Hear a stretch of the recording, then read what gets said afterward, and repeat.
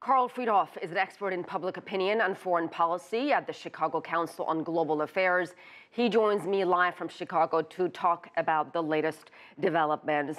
Karl, this was the longest range missile yet, U.S. mainland within range of its nuclear weapons. So how does this change things for the United States?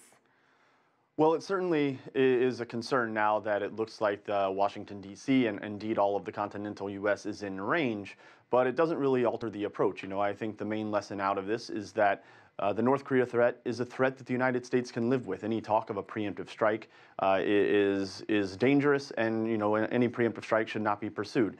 As I said, this is a threat the United States can live with, and we have to look at sanctions. We have to look at further isolating North Korea, which the Trump administration is having some success at doing, and then we need to try to bring North Korea back to the negotiating table. Okay, so how do you do that? Sanctions clearly have not worked.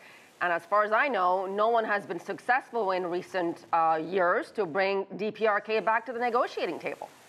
Well, North Korea did provide an opening. It has said in its most recent statement that it's now completed its weapons program, and that may provide some kind of opening to say that they're now ready to talk. Of course, I don't think that's going to mean denuclearization, and that's a position that the United States has insisted on, which is a non-starter with North Korea. So we may need to see the United States start to rethink that initial position as the talks, if they can get started, move forward. However, I do think there has been some progress on sanctions, especially with countries in Southeast Asia.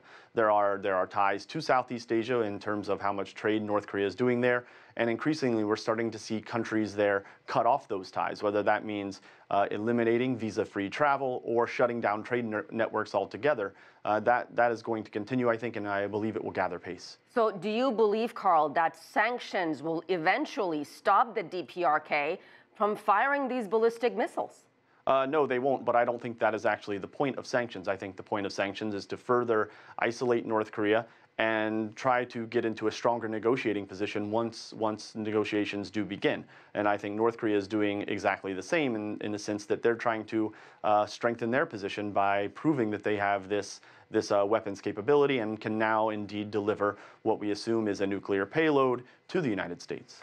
China for a while now has been calling for a freeze approach, a two-pronged approach where DPRK would freeze its nuclear weapons program in exchange for Washington and the Republic of Korea really stopping their military drills. Is that an option that at this point the Trump administration with its allies should seriously be considering? Certainly nothing else has worked. Well, I don't think that's going to be a good starting position for the United States. It has 28,500 troops in South Korea. It has another 50,000 in Japan, and it sees these exercises as important to not only defending our allies, but indeed in defending U.S. troops that are stationed there. The concern is that if these exercises are stopped, it will lead to less readiness, less ability to protect what we need to protect. And it will only be the first ask from North Korea. Indeed, if these exercises are stopped, then what will be the next request from North Korea? Of course, I think the ultimate goal, and some in the United States fear this, is that North Korea will eventually try to break the South Korea-U.S. alliance and push U.S. troops off of the peninsula. And very quickly, do you believe diplomacy is still a viable option here?